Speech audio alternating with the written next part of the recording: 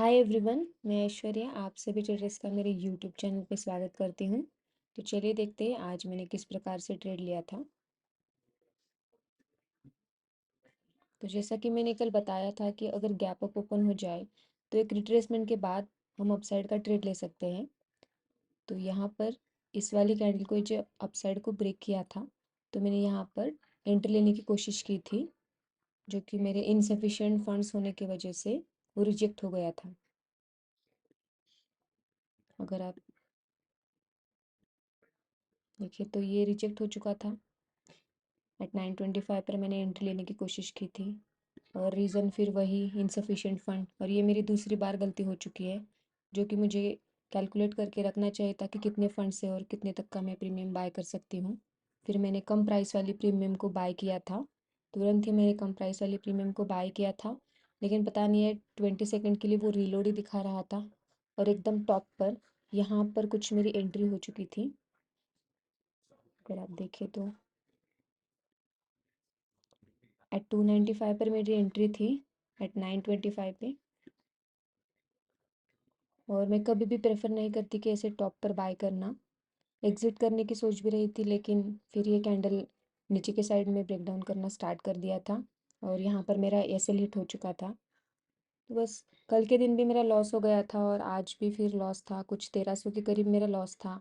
तो मैंने सोचा कि बस क्यों ना आज का लॉस को कवर किया जाए। और फिर जब ये अप यहाँ पर ब्रेक किया था अप साइड को, तो मैंने ट्रेड लेने की सोचा था, लेकिन वो नहीं हो पाया। और फिर ये जो एक एरिया है ये 0.78 की है। अगर हम इसे बड़े टाइम टाइम फ्रेम से ड्रॉ करें तो ये 0.78 की एरिया है। तो यहाँ पर यहाँ पर एज अ रेजिस्टेंस एक्ट कर रहा था। अगर ये इसे ब्रेक कर देता तो मे बी अप साइड को मूव कर देता, लेकिन ये नीचे की साइड आ रहा था। तो यहाँ पर भी एक सेल साइड का ट्रेड बनता, लेकिन यहाँ पर भी मैं एग्जीक्यूट नहीं कर सकी। तो फिर ये यहाँ पर मैंने फिर से ट्रेड लिया था, ये 0.5 की एरिया थी, तो यहाँ पर मैंने ट्रेड लिया था। और ये कुछ 10+ के पॉइंट्स का मूव दिया था इसने यहाँ पर, लेकिन जब ये नीचे की साइड आया तो मैंने एट कॉस्ट एग्जिट कर लिया था।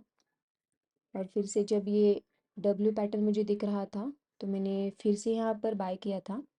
और फिर जब ये नीचे के साइड इसने ब्रेक कर दिया तो फिर से मैंने एग्जिट कर लिया और कुछ ऐसा ही चलता रहा और आज मेरे से बहुत ज़्यादा ही ओवर ट्रेडिंग हो गई।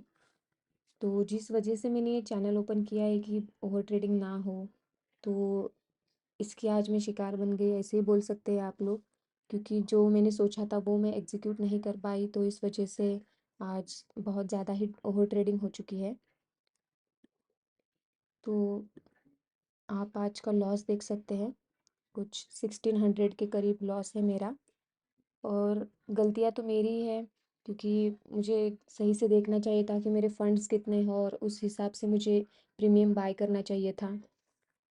तो बस इस गलती को बार बार दोहरा 2 बार हो चुकी है अभी ये गलती, और इसे मैं फिर से दोहराना नहीं चाहती।